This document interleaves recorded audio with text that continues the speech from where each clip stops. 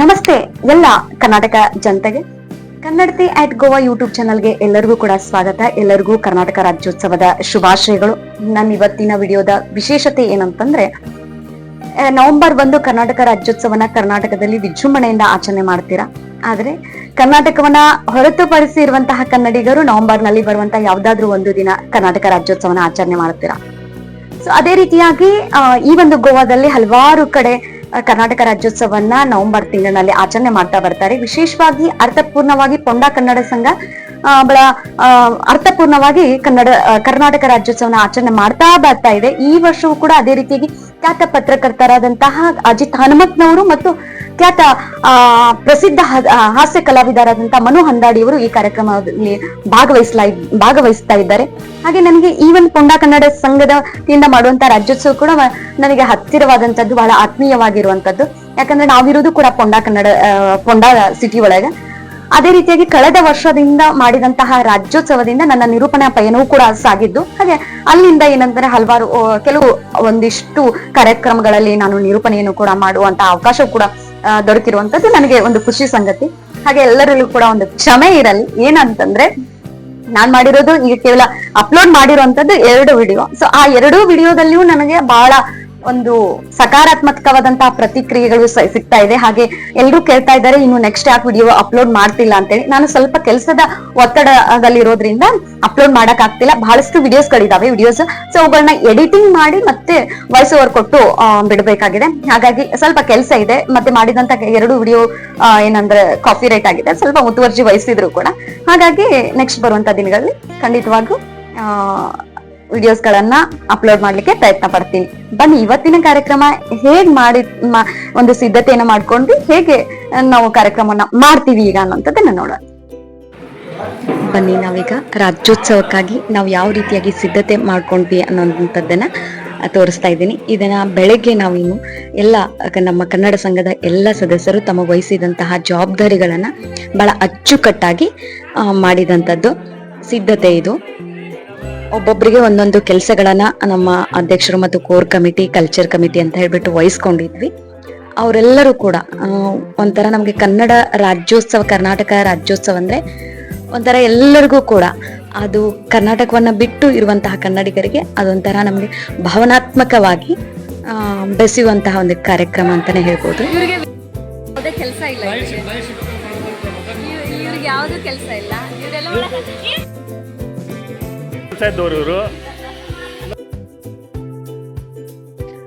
ಕೆಲ್ಸದ ಮತ್ತೆ ಸ್ವಲ್ಪ ಮಷ್ಕಿರಿಗಳನ್ನು ಕೂಡ ಮಾಡ್ತಾ ಇದ್ವಿ.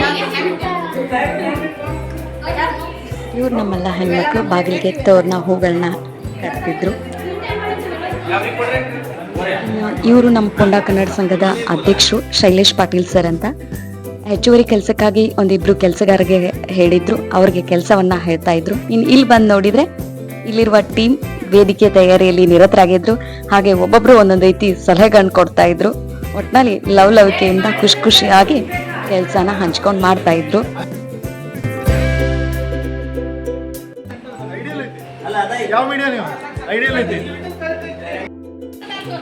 ಇನ್ನ ಈ ಕಡೆ ನಮ್ಮ ಸಂಘದ ಉಪಾಧ್ಯಕ್ಷರು ಮತ್ತು ಖಜಾನ್ಸಿ ಅವರು ಕೂತ್ಕೊಂಡು ಅವರು ತಮ್ಮ ಸಲಹೆಗಳನ್ನ ಕೊಡ್ತಾ ಇದ್ರು, ವೇದಿಕೆ ಹೇಗ್ ಕಾಣ್ತಾ ಇದೆ ಅಂತ ಹೇಳ್ಬಿಟ್ಟು. ಒಟ್ನಲ್ಲಿ ಇವನ್ನೆಲ್ಲ ನೋಡ್ತಾ ಇದ್ರೆ ನನಗೆ ರಾಜ್ಯ ವಿಂಗಡಣಾ ಆಯೋಗಗಳು ನೆನಪಾಗ್ತಾ ಇದ್ವು. ಯಾಕಂತ ವಿಡಿಯೋದ ಕೊನೆಗೆ ಹೇಳ್ತೀನಿ. ಅಂತಿಮವಾಗಿ ವೇದಿಕೆ ಹೀಗೆ ಬಂತು. ಈ ರೀತಿಯಾಗಿ ಸಿದ್ಧ ಮಾಡಿದ್ರೆ ಹೊರಗಡೆ ರಂಗೋಲಿಗಳನ್ನ ಹಾಕಿ ತಾಯಿ ಭುವನೇಶ್ವರಿಯ ಭಾವಚಿತ್ರವನ್ನು ಕೂಡ ಸಿದ್ಧ ಮಾಡಿದ್ವಿ. ಹಾಗೆ ಒಂದಿಷ್ಟು ತರಲೆ ತಮಾಷೆಗಾಗಿ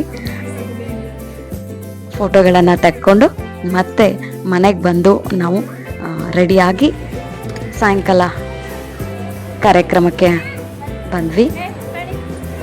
ಕಮಿಟಿಯ ಹಿರಿಯ ಸದಸ್ಯರು ಕಾರ್ಯಕ್ರಮಕ್ಕೆ ಬಂದವ್ರನ್ನೆಲ್ಲ ಸ್ವಾಗತ ಕೊಡ್ತಾ ಇದ್ರು. ಈ ಸರಿ ಕಾರ್ಯಕ್ರಮವನ್ನ ಬೋಲಾನಾಥ್ ಹಾಲ್ ಪೊಂಡಾದಲ್ಲಿ ಆಯೋಜನೆ ಮಾಡಿದ್ರು. ನಮ್ಮ ಕಮಿಟಿಯವರು ಈ ಸರಿ ಒಂದು ದೊಡ್ಡ ಹಾಲನ್ನ ಬುಕ್ ಮಾಡಬೇಕು ಅಂತ ಎಷ್ಟೇ ಪ್ರಯತ್ನಿಸಿದ್ರು ಮ್ಯಾರೇಜ್ ಸೀಸನ್ ಇರೋದ್ರಿಂದ ಸಿಕ್ಕಿರ್ಲಿಲ್ಲ.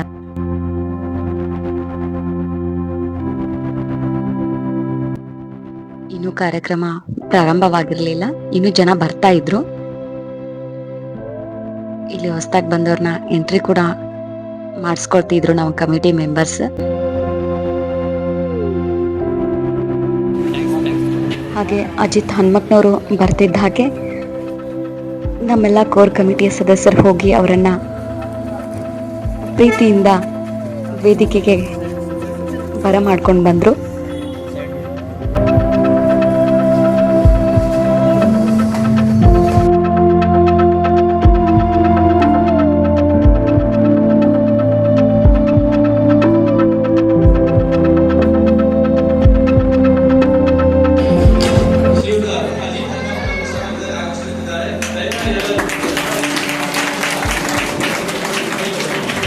ಕನ್ನಡ ನಿತ್ಯ ಉಸಿರಾಗಿರಲಿ, ಜ್ಞಾನ ಪೀಠ ಕವಿಗಳ ಸ್ಮರಣೆ ಸದಾ ಇರಲಿ, ಸೊಬಗಿನ ಕನ್ನಡ ಕರ್ನಾಟಕ ಮೆರೆಯುತ್ತಿರಲಿ ಅಂತ ಹೇಳ್ತಾ ಕಾರ್ಯಕ್ರಮ ಜ್ಯೋತಿಯನ್ನು ಬೆಳಗಿಸೋದ್ರ ಮೂಲಕ ಕಾರ್ಯಕ್ರಮವನ್ನು ಉದ್ಘಾಟಿಸಲಾಯಿತು. ಇವರು ವಿಶೇಷ ಅತಿಥಿಗಳಾದಂತಹ ಹಾಸ್ಯ ಕಲಾವಿದರಾದ ಮನು ಹಂದಾಡಿ ಸರ್, ಇವರು ನಮ್ಮ ಪೊಂಡ ಕನ್ನಡ ಸಂಘದ ಅಧ್ಯಕ್ಷರಾದಂತಹ ಶೈಲೇಶ್ ಪಾಟೀಲ್ ಸರ್, ಮತ್ತೆ ಇನ್ನೊಬ್ರು ಸಮಾಜ ಸೇವಕರಾದಂತಹ ಅಮರೀಶ್ ಕಡ್ಲೆ ಸರ್, ಹಾಗೆ ನಮ್ಮ ಪೊಂಡ ಕನ್ನಡ ಸಂಘದ ಉಪಾಧ್ಯಕ್ಷರಂತ ಸುರೇಶ್ ಹಡಪದ್ ಸರ್ ಅವರು ಕೂಡ ವೇದಿಕೆ ಮೇಲೆ ಆಸೀನರಾಗಿ ತಾಯಿ ಭುವನೇಶ್ವರಿಗೆ ಪುಷ್ಪವನ್ನ ಅರ್ಪಿಸೋದ್ರ ಮೂಲಕ ಕಾರ್ಯಕ್ರಮಕ್ಕೆ ಚಾಲನೆಯನ್ನ ನೀಡಿದ್ರು. ಕನ್ನಡ ಗೀತೆಯನ್ನ ಪ್ರಸ್ತುತಪಡಿಸಲು ಬರಲಿದ್ದಾರೆ ಸ್ಮಿತಾ ಶ್ರೀಗಣ್ಣವರ್ ಹಾಗೂ ಸಂಗಡಿಗರು.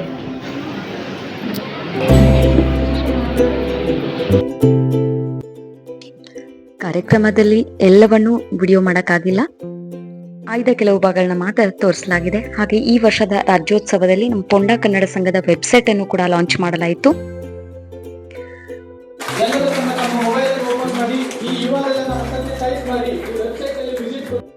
ಜೊತೆ ಕೂರಿಸಿದ್ದು ಈ ಪೊಂಡ ಸಂಘದವರಿಗೆ ನಾನು ಒಂದು ಇದು ಹೇಳ್ತೇನೆ. ಯಾಕಂದರೆ ಅವ್ರು ಯಾವತ್ತೂ ಮುಂದೆ ಅವರಿಂದ ನಾವು ಹಿಂದೆ ಇರಲಿಕ್ಕೆ ಇದು ಮಾಡ್ತೇವೆ. ನಿಮ್ಮನ್ನು ನೋಡಿಕೊಂಡೇ ಬೆಳೆದವರು, ಅದ್ರ ಮೇಲೆ ನಾವು ಎಲ್ಲಿ ಕೂಡ ಸನ್ಮಾನಕ್ಕೋ ಮತ್ತೊಂದಕ್ಕೋ ಎಲ್ಲಿಯೂ ಹೋಗೋದಿಲ್ಲ. ಉದ್ಘಾಟನೆ ಹೋದರೂ ಹಾಗೆ. ಅದಕ್ಕಾಗಿ ನಾನೀಗ ಹೋಗೋದು ಮಾತಾಡೋದು ಬರೋದು. ಮೊದಲು ಕೆಲವೊಮ್ಮೆ ನಾವು ಫ್ಯಾಮಿಲಿ ಜೋಕ್ಸನ್ನು ಹೆಚ್ಚು ಹೇಳ್ತಿದ್ದೆ, ಗಂಡ ಹೆಂಡತಿ ಜೋಕ್ಸನ್ನು ತುಂಬ ಹೇಳ್ತಿದ್ದೆ. ಯಾರ್ಯಾರ ಹೆಂಡತಿ ಬಗ್ಗೆ ಹೇಳಲಿಕ್ಕೆ ಆಗೋದಿಲ್ಲ ಇತ್ತು. ನನ್ನ ಹೆಂಡತಿದೇ ಜೋಕ್ಸ್ ನಾನು ಹೇಳ್ತಿದ್ದೆ, ನಮ್ಮ ಮನೇಲಿ ನಡೆದದ್ದನ್ನೇ ಹೇಳ್ತಿದ್ದೆ. ಯಾವಾಗ ಈ ಭಾಷೆಯ ಮೇಲೆ ಹಿಡಿತಾ ಇರಲಿ, ಅದು ಕೂಡ ಮಾತೃಭಾಷೆ ಮೇಲೆ ಹಿಡಿತಾ ಇದ್ದಿದ್ರೆ ಯಾವ ಭಾಷೆಯನ್ನು ನೀವು ಸುಲಲಿತವಾಗಿ ಮಾತಾಡ್ಕೊಳ್ಬಹುದು ಅಂತ ಹೇಳ್ತಾ ನನಗೆ ಕೊಟ್ಟಂತ ಸಮಯ ಇನ್ನೊಂದು 15 ನಿಮಿಷ. ಯಾಕಂದ್ರೆ ಒಂದು ಸರಿ ಹಿಂಗೆ ಅವ್ರು ನಾನು ಮುಗಿತ ಕೇಳೋದು ಇಲ್ಲ ಮಾತಾಡಿ ಅನ್ನೋ ಆ ಟೈಮ್ ಆದರೂ ಕೂಡ ಮತ್ತು ಮಾತಾಡಿ ಅಂದ್ರೆ ಯಾಕೆ ಇನ್ನೂ ಟೈಮ್ ಕೇಳಿದ್ರೆ ಆಮೇಲೆ ಹೇಳಿದ್ರು ಏನಿಲ್ಲ ನಾವು ಕ್ಯಾಟ್ರಿಂಗ್ ಅವರಿಗೆಲ್ಲ ಅಡಿಗೆ ಹೇಳಿದ್ವಿ, ಅಡಿಗೆ ತಂದಿದ್ರು, ಬಳಸಲಿಕ್ಕೆ ಬಟ್ಟೆ ಸೌಟ್ ಬಿಟ್ಟು ಬಂದಿದ್ರು.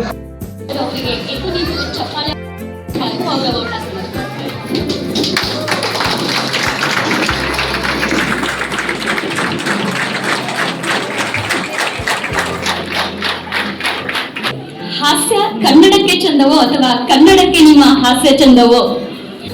ಎಲ್ಲಿಯೂ ಭಾಷೆಗಾಗಲಿ ಯಾರ ಭಾವನೆಗಳಿಗೂ ಕೂಡ ಧಕ್ಕೆ ತರದೆ ಹಾಸ್ಯ ಅವರ ಸಂಖ್ಯೆ ತುಂಬಾ ವಿರಳವಾಗ್ತಾ ಇದೆ ಈಗ. ಇಂತಹ ಒಂದು ಹಾಸ್ಯವನ್ನ ಯಾರ ಭಾವನೆಗಳಿಗೂ ಧಕ್ಕೆ ತರದ ಹಾಗೆ ಇಲ್ಲಿ ಹಿರಿಯರು ಎನ್ನದೆ ಸ್ತ್ರೀಯರು ಎಲ್ಲ ಒಂದು ವರ್ಗದ ಜನರು ಕೂಡ ಸೇರಿದ್ದೇವೆ. ಅವರನ್ನೆಲ್ಲರನ್ನೂ ಕೇಂದ್ರವನ್ನಾಗಿಟ್ಕೊಂಡು ಪ್ರತಿಯೊಬ್ಬರನ್ನು ಉದ್ದೇಶಿಸಿ ಒಬ್ಬ ವ್ಯಕ್ತಿ ಭಾಷೆ, ಇತಿಹಾಸ, ಪ್ರಸ್ತುತ ಸನ್ನಿವೇಶಗಳ ಮೇಲೆ ಹಾಸ್ಯವನ್ನ ಮಾಡುವುದರ ಜೊತೆಗೆ ಒಂದು ಸಂದೇಶವನ್ನ ಮತ್ತು ಸಂಸ್ಕಾರಗಳನ್ನ ಕೊಡ್ತಾರೆ ಅಂತಂದ್ರೆ ಅದು ಒಬ್ಬ ಶಿಕ್ಷಕರಿಗೆ ಮಾತ್ರ ಸಾಧ್ಯ ಅನ್ನುವಂಥದ್ದನ್ನ ಮತ್ತೊಮ್ಮೆ ವೇದಿಕೆ ಮೇಲೆ ನಿರೂಪಿಸಿದ್ದಾರೆ ಅಂತ ನಾನು ಹೇಳ್ಬೋದು. ಅವರಿಗೆ ನಮ್ಮ ಕಾರ್ಯಕ್ರಮದ ವತಿಯಿಂದ, ಪೊಂಡ ಕನ್ನಡ ಸಂಘದ ವತಿಯಿಂದ ಹೃತ್ಪೂರ್ವಕವಾದಂತಹ ಧನ್ಯವಾದಗಳು. ಹಾಗೆ ನೀವೆಲ್ಲರೂ ಇನ್ನೂ ಕುತೂಹಲವನ್ನ ಕಾಯ್ದಿರಿಸ್ಕೊಂಡಿದ್ದೀರಾ. ಈಗ ಟೈಮ್ ಕೂಡ 8 ಗಂಟೆ, ಇವ್ರ ಸಮಯ ಕೂಡ 8 ಗಂಟೆ. ಆದರೆ ನೀವು ಇವತ್ತಿನ ಲೈವ್ ಆಗಿ ನೋಡ್ತಾ ಇದ್ದೀರಿ, ಆದರೆ ನಾವು ಪ್ರತಿದಿನ ಇವನ್ನ ನ್ಯೂಸಲ್ಲಿ ಲೈವ್ ಆಗಿ ನೋಡ್ತಿರ್ತೀವಿ. ಅಂತಹ ವಿಶೇಷವಾದಂತಹ ಖ್ಯಾತ ಪತ್ರಕರ್ತರಾದ ವ್ಯಕ್ತಿಗಳು ನಮ್ಮ ಮೊದಲ ಬಾರಿಗೆ ನಮ್ಮ ಪೊಂಡ ಕನ್ನಡ ಸಂಘಕ್ಕೆ ಅತಿಥಿಗಳಾಗಿ ಆಗಮಿಸಿರುವುದು. ಇವರ ಒಂದು ಸಮಯ ಶಾರ್ಟ್ 8 ಗಂಟೆ ಲೈವ್ ಎಲ್ಲಿ ನೋಡ್ತೀವಿ ಟಿವಿಯಲ್ಲಿ, ಆದರೆ ಇವತ್ತು ನೇರವಾಗಿ ನೋಡ್ತಾ ಇದ್ದೀವಿ. ನಾನು ಈ ಕಾರ್ಯಕ್ರಮಕ್ಕೆ ಬರ್ತೀನಿ ಅಂತ ಒಪ್ಪಿಕೊಳ್ಳೋದು ತುಂಬಾ ಸಮಯ ತಗೊಂಡೆ, ವಾರಗಟ್ಟಲೆ ಹೇಳಲಿಲ್ಲ. ನನಗೆ ಅವ್ರಿಗೆ ಹೇಳ್ಬೇಕು ಅನ್ಸುತ್ತೆ 3 ಕಾರ್ಯಕ್ರಮ ಬಿಟ್ಟು ಬಂದಿದ್ದಾರೆ ಅಂತ ಹೇಳಿ 3 ಬಿಟ್ಟು ಬಂದಿದ್ದಾರೆ ಅಂದ್ರೆ ಏನಂತ ಹೇಳ್ಬೇಕು ಅಂತ ಅವ್ರಿಗೆ ಅನ್ಸುತ್ತೆ, ಹೇಳೋದಕ್ಕಾಗೋದಿಲ್ಲ, ನಮಗೆ ಹೇಳ್ಬೇಕು ಅಂತ ಅನ್ಸುತ್ತೆ. ಎಲ್ಲರೂ ಹೋದ ತಕ್ಷಣ ನಿಮ್ದೆಲ್ಲ ನೋಡಿದೀವಿ ನಿಮ್ದೆಲ್ಲ ನೋಡಿದೀವಿ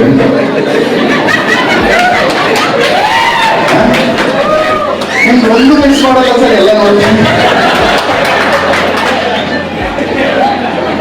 ಕಾರ್ಯಕ್ರಮ ಅಂತ ಒಂದು ಶಬ್ದ ಎಕ್ಸ್ಟ್ರಾ ಬಳಸಿದ್ವಿ, ಏನ್ ಯಾರಪ್ಪ ಮನೆ ಗಂಟೆ ಖರ್ಚಾಗೋದು. ಗೋವಾ ಅಂದ್ರೆ ಬೀಚ್, ಬಿಕಿನಿ, ವೇವ್ಸ್ ಅನ್ನೋ ಹಂಗಾಗಿದ್ದ ಕಾಲದಲ್ಲಿ ಕನ್ನಡ ಸಂಘ, ಹೋಂಡ ಕನ್ನಡ ಸಂಘದವರು ಇಷ್ಟು ವರ್ಷ ಸಂಘ ನಡೆಸ್ಕೊಂಡು ಇಷ್ಟು ಅದ್ದೂರಿ ಕಾರ್ಯಕ್ರಮ ಮಾಡಿ ಬಹಳಷ್ಟು ವೇದಿಕೆ ಕಾರ್ಯಕ್ರಮಗಳಲ್ಲಿ ನಿರೂಪಕರು 2 ಕೈ ಎಣ್ಣೆ ಹಚ್ಚಿ ಬಾಯಿ ಹೊಡಕತ್ತಾರ. ಚಪ್ಪಾಳೆ ಹೊಡೀರಿ, ಚಪ್ಪಾಳೆ ಹೊಡ್ರಿ, ಚಪ್ಪಾಳೆ ಹೊಡ್ರಿ. ಎಷ್ಟು ಮನಸ್ಸು ಬಿಚ್ಚಿ ಚಪ್ಪಾಳೆ ಹೊಡಿತೀರಿ ಅಂದ್ರೆ ನಿಜವಾಗ್ಲೂ ಖುಷಿ ಆಗುತ್ತೆ ಕಾರ್ಯಕ್ರಮ.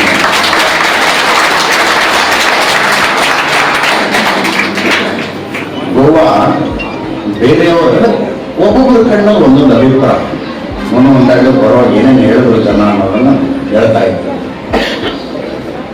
ಆದರೆ ಈ ನೆಲಕ್ಕೆ ಒಂದು ರೆಸಿಸ್ಟೆನ್ಸ್ನ ಇತಿಹಾಸ ಇದೆ. ಯಾವಾಗಲೂ ನನಗೆ ಅನ್ಸೋದು ಭಾಷೆ ಒಂದು ಇಂಡಿಪೆಂಡೆಂಟ್ ಆದ ದ್ವೀಪದ ಥರ ಅಲ್ಲ, ಅದೊಂದೇನೋ ಐಲ್ಯಾಂಡ್ ಅಲ್ಲ. ನಮ್ಮ ಸುತ್ತಲಿನ ಸಂಸ್ಕೃತಿಗೆ, ಧರ್ಮ, ಆಚರಣೆ, ಸಂಪ್ರದಾಯಗಳಿಗೆ ಏನೇ ಆದರೂ ಭಾಷೆ ಮಾತ್ರ ಹಿಂದೆ ಇರುತ್ತೆ, ಹಂಗೆಲ್ಲ ಇರೋದಿಲ್ಲ. ಒಂದಕ್ಕೊಂದು ಡೀಪ್ಲಿ ಇಂಟರ್ಕನೆಕ್ಟೆಡ್.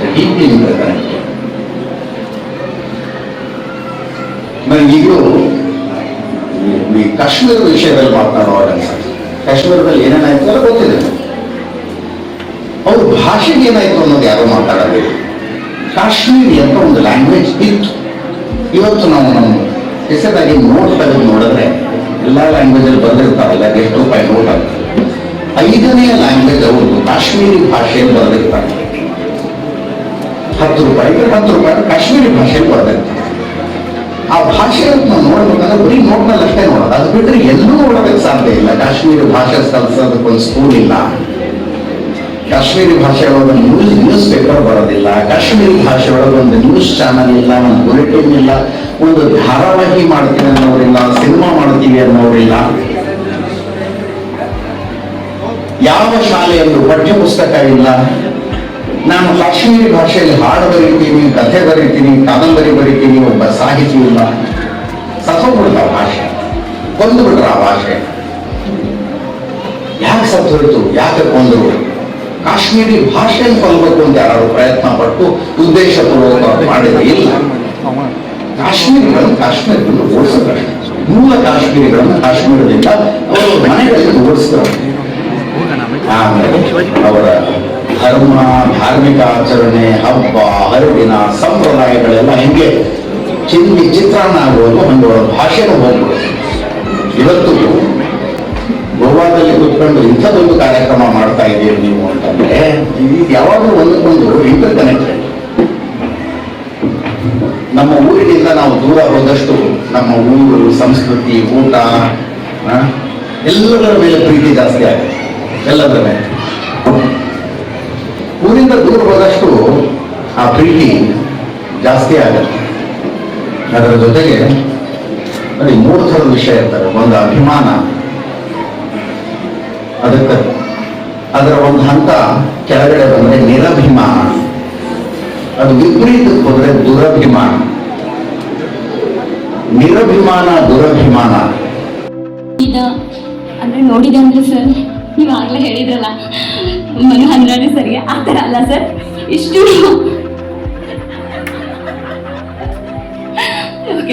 ಇಷ್ಟು ದಿನ ನಾವು ನೋಡಿದಂತಹ ಅಜಿತ್ ಅವರೇ ಬೇರೆ, ಇವತ್ತು ನಾವು ನೋಡಿದಂತ ಅಜಿತ್ ಸರ್ ಬೇರೆ.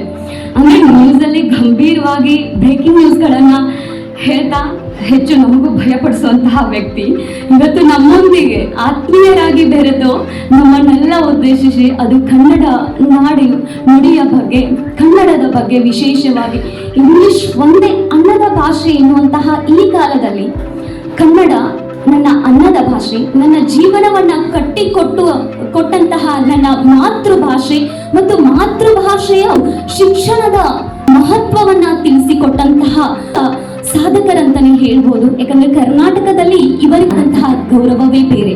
ಹೀಗೆ ಕನ್ನಡ ಭಾಷೆಯ ಬಗ್ಗೆ ನಮ್ಮೊಂದಿಗೆ ವಿಶೇಷ ರೀತಿಯಲ್ಲಿ ತಮ್ಮ ಮಾತುಗಳ ಜೊತೆಗೆ ನಮ್ಮನ್ನೆಲ್ಲ ಇವತ್ತು ಕಾರ್ಯಕ್ರಮದಲ್ಲಿ ಗೋವಿಯ ಕನ್ನಡಿಗರನ್ನೆಲ್ಲ ಉದ್ದೇಶಿಸಿ ಮಾತನಾಡಿದಂತಹ ಖ್ಯಾತ ಪತ್ರಕರ್ತರಾದಂತಹ ಅಜಿತ್ ಹನ್ಮಕ್ನವರಿಗೆ ನಮ್ಮ ಪೊಂಡಾ ಕನ್ನಡ ಸಂಘದ ವತಿಯಿಂದ ತುಂಬ ಹೃದಯದ ಧನ್ಯವಾದಗಳು. ಇವರಿಗೂ ಕೂಡ ಎದ್ದು ನಿಂತು ಚಪ್ಪಾಳೆ ತಟ್ಟುವುದರ ಮೂಲಕ ಅವರಿಗೆ ಗೌರವವನ್ನು ಸಮರ್ಪಿಸಬೇಕೆಂದು ಎಲ್ಲರಲ್ಲೂ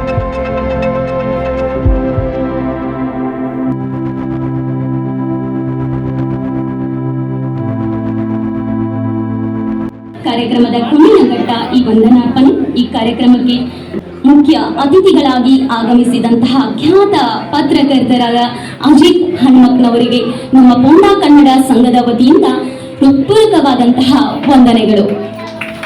ಹಾಗೆ ಇನ್ನೊಬ್ಬ ವಿಶೇಷ ಅತಿಥಿಗಳು ಹಾಸ್ಯ ಕಲಾವಿದರಾಗಿ ಆಗಮಿಸಿ ನಮ್ಮನ್ನೆಲ್ಲ ಅರ್ಥಪೂರ್ಣವಾದಂತಹ ಹಾಸ್ಯದೊಂದಿಗೆ ರಂಜಿಸಿದಂತಹ ಮನು ಹನ್ನಾಡಿಯವರಿಗೂ ಕೂಡ ನಮ್ಮ ಪೊಂಡಾ ಕನ್ನಡ ಸಂಘದ ವತಿಯಿಂದ ಅರ್ಪಣೆಗಳನ್ನು ಹೇಳ್ತಾ ಇಲ್ಲಿಗೆ ಕಾರ್ಯಕ್ರಮವನ್ನು ಮುಕ್ತಾಯಗೊಳಿಸೋಣ. ಹಾಗೆ ಕಾರ್ಯಕ್ರಮದಲ್ಲಿ ನಾವು ನಾಡು ನುಡಿ ಎಂದು ಬಂದಾಗ ಹೇಗೆ ನಾವು ನಮ್ಮ ನಾಡಿಗೆ ಗೌರವವನ್ನ ಸಲ್ಲಿಸ್ತೀವೋ ಹಾಗೆ ನಾವು ಭಾರತ ಜನನಿಯ ತನುಜಾತೆ ಅಂದರೆ ನಮ್ಮ ಕರ್ನಾಟಕ ನಮ್ಮ ಭಾರತದ ಒಳಗಡೆ ಬರುವಂಥದ್ದು. ನಾವು ಇಲ್ಲಿ ನಮ್ಮ ಕನ್ನಡಿಗರನ್ನೇ ಹಾಲಿನ ಮನಸ್ಸಂತೆ ಎಲ್ಲರಲ್ಲಿ ಬೆರೆಯುವಂಥವ್ರು. ಹಾಗೆ ಕರ್ನಾಟಕ ಎಂದರೆ ದೇಶಕ್ಕೆ ಗೌರವವನ್ನ ಸಲ್ಲಿಸುವಂಥವ್ರು, ರಾಷ್ಟ್ರದ ಭವ್ಯತೆಯನ್ನು ನಡೆಸುವಂತಹ ರಾಷ್ಟ್ರಗೀತೆಯೊಂದಿಗೆ ನಾವು ಈ ಕಾರ್ಯಕ್ರಮವನ್ನು ಮುಕ್ತಾಯಗೊಳಿಸೋಣ.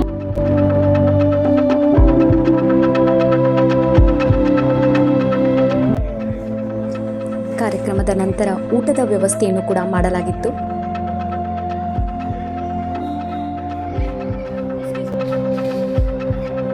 ನೀವೀಗ ವಿಡಿಯೋದಲ್ಲಿ ಏನು ನೋಡ್ತಿದ್ದೀರಲ್ಲ, ಇದಕ್ಕೂ ಮುಂಚೆ ತುಂಬ ಜನ ಊಟ ಮಾಡ್ಕೊಂಡು ಆಲ್ರೆಡಿ ಹೋಗಿದ್ರು.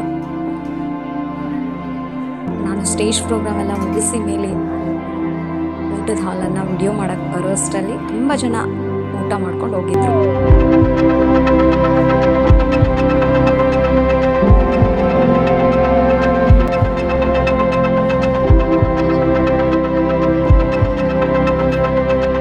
ಇವತ್ತು ನಾವೆಲ್ಲ ಸೇರಿ ಒಟ್ಟಿಗೆ ಸೇರಿ ಊಟ ಮಾಡ್ತಿದ್ದೀವಿ ಅಂದರೆ ಅದಕ್ಕೊಂದೇ ಕಾರಣ ಕನ್ನಡ ಭಾಷೆ. ಗಡಿಯಾಚೆ ಇದ್ರೂ ಕೂಡ ನಾವು ಕರ್ನಾಟಕದವರು ಅನ್ನುವಂತಹ ಇದನ್ನ ಗುರುತಿಸುವುದೇ ಯಾವುದರಿಂದ ಅಂದರೆ ನಮ್ಮ ಭಾಷೆಯಿಂದ. ನಮ್ಮ ಭಾಷೆ ಭಾವನಾತ್ಮಕವಾಗಿ ಒಂದು ಬೆಸುಗೆಯನ್ನ ಕಟ್ಟಿಕೊಟ್ಟಂತಹ ಭಾಷೆ. ಅದು ಬೇರೆ ಯಾವುದೇ ಪ್ರದೇಶದಲ್ಲಿರಲಿ, ಅಂದರೆ ಕರ್ನಾಟಕವನ್ನು ಬಿಟ್ಟು ಹೊರತಾಗಿಯೂ ಇದ್ರೂ ಕೂಡ ನಮ್ಮ ಭಾಷೆ ನಮ್ಮವರು ಅನ್ನುವಂತಹ ಒಂದು ಭಾವನಾತ್ಮಕವಾದಂತಹ ಬೆಸುಗೆಯನ್ನ ಕಟ್ಕೊಡುತ್ತೆ ಅನ್ನೋದಕ್ಕೆ ಈ ಎಲ್ಲರೂ ಸೇರಿ ಈ ಕೂತು ಊಟ ಮಾಡ್ತಿದ್ದಾರಲ್ಲ, ಇದೇ ಸಾಕ್ಷಿ ಅಂತಾನೆ ಹೇಳ್ಬೋದು. ನಮ್ಮ ಭಾಷೆ ನಮ್ಮ ಹೆಮ್ಮೆ. ಹೇಗೆ ನಮ್ಮ ಮಾತೃಭಾಷೆಯನ್ನು ಪ್ರೀತಿಸ್ತೀವೋ ಹಾಗೆ ಬೇರೆ ಭಾಷೆಗಳನ್ನು ಗೌರವಿಸುವುದು ಮತ್ತು ಇರುವ ನೆಲವನ್ನು ಗೌರವಿಸುವುದು ಕೂಡ ನಮ್ಮ ಕರ್ತವ್ಯ.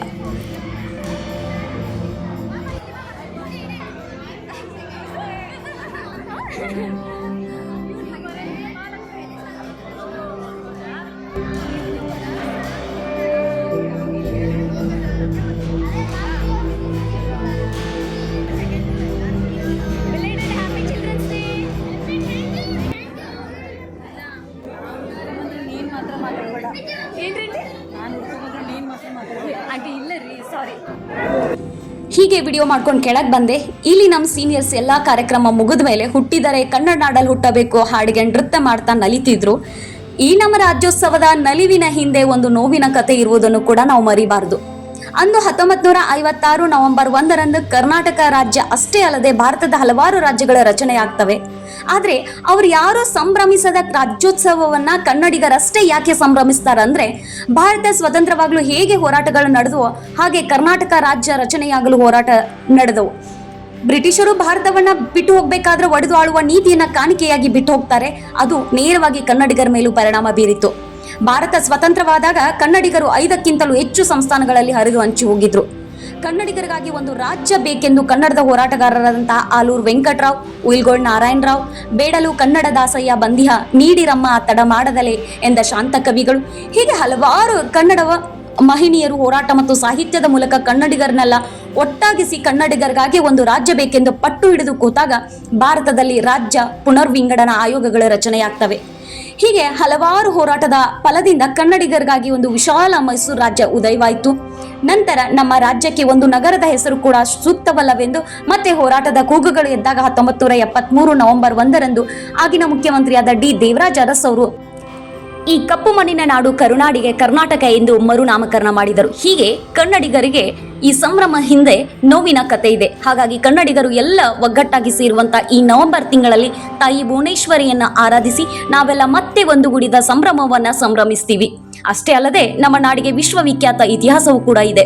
ಕನ್ನಡ ನಾಡನ್ನ ಮೊದಲು ಆಳಿದವರು ಕದಂಬರು, ಸ್ವಾಭಿಮಾನಕ್ಕೆ ಮತ್ತೊಂದು ಹೆಸರು ಇವರು. ಹಾಗೆ ಈ ನಾಡಿಗೆ ಕರ್ನಾಟಕ ಎನ್ನುವ ಹೆಸರು ಕೊಟ್ಟವರು ಬಾದಾಮಿ ಚಾಲುಕ್ಯರು. ಈ ನಾಡಲ್ಲಿ ಗಂಗರು, ಹೊಯ್ಸಳರು, ರಾಷ್ಟ್ರಕೂಟರು, ವಿಜಯನಗರದ ಅರಸರು, ಮೈಸೂರು ಒಡೆಯರು, ಹೀಗೆ ಹೇಳ್ತಾ ಹೋದ್ರೆ ಪಟ್ಟಿ ಬೆಳೀತಾ ಹೋಗುತ್ತೆ. ಅಷ್ಟೇ ಅಲ್ಲದೆ ಭಾರತದ ಮೊಟ್ಟ ಮೊದಲ ಸಾಮ್ರಾಜ್ಯವೆನಿಸಿದ ಮೌರ್ಯ ಸಾಮ್ರಾಜ್ಯದ ಹಣೆ ಬರಹ ಬರೆದ ಕೌಟಿಲ್ಯನ ಅರ್ಥಶಾಸ್ತ್ರ ಗ್ರಂಥ ಸಿಕ್ಕಿದ್ದು ಇಲ್ಲಿಯೇ. ದೇವನಾಂ ಪ್ರಿಯದರ್ಶಿ ಅಶೋಕ ಯಾರು ಎನ್ನುವ ಯಕ್ಷ ಪ್ರಶ್ನೆಗೆ ಉತ್ತರ ಸಿಕ್ಕಿದ್ದು ನಮ್ಮ ಕರ್ನಾಟಕ ಭಾಗದಲ್ಲಿ. ಹೀಗೆ ನಮ್ಮ ಕರ್ನಾಟಕ ಹಾಗೂ ಕನ್ನಡ ಭಾಷೆಗೆ ಸಾವಿರಾರು ವರ್ಷಗಳ ಇತಿಹಾಸವನ್ನ ಇದ್ದು ಇಂದಿನ ತಂತ್ರಜ್ಞಾನ ಯುಗಕ್ಕೂ ಕೂಡ ಹಲವಾರು ಕೊಡುಗೆಯನ್ನ ಕೊಡುತ್ತಿದೆ. ಕನ್ನಡ ಜಗತ್ತಿನ ಯಾವ ಭಾಷೆಗೂ ಕಡಿಮೆ ಇಲ್ಲ, ಯಾವ ಸಾಹಿತ್ಯಕ್ಕೂ ಕಡಿಮೆ ಇಲ್ಲ, ಯಾವ ಪದಗಳ ಕೊರತೆಯೂ ಕನ್ನಡದಲ್ಲಿಲ್ಲ. ಇದು ಶ್ರೀಮಂತವಾದ ಸಂಸ್ಕಾರ ಭಾಷೆ. ಅದಕ್ಕಂತನೇ ಇಂದು ಕನ್ನಡ ವಿಶ್ವ ಲಿಪಿಗಳ ರಾಣಿ ಎನ್ನುವ ಪಟ್ಟವನ್ನ ಹೊತ್ತಿದೆ. ಇಂತಹ ಭಾಷೆ ಮಣ್ಣಿನ ಋಣ ಹೊಂದಿದ ನಾವೇ ಧನ್ಯರು. ಈ ಭಾಷೆಯನ್ನ ಬೆಳೆಸುವ ಅವಶ್ಯಕತೆಯೂ ಇಲ್ಲ, ಉಳಿಸುವ ಅವಶ್ಯಕತೆಯೂ ಇಲ್ಲ. ಇದನ್ನ ಬಳಸುವುದು ಒಂದೇ ನಮ್ಮ ಆದ್ಯ ಕರ್ತವ್ಯ ಅಂತ ಹೇಳ್ತಾ ಎಲ್ಲರಿಗೂ ಧನ್ಯವಾದಗಳು. ನನ್ನ ಇವತ್ತಿನ ವಿಡಿಯೋ ಇಷ್ಟ ಆಗಿದ್ದರೆ ಶೇರ್ ಮಾಡಿ, ಸಬ್ಸ್ಕ್ರೈಬ್ ಮಾಡಿ. ಮತ್ತೆ ಸಿಗೋಣ. ಜೈ ಭುವನೇಶ್ವರಿ.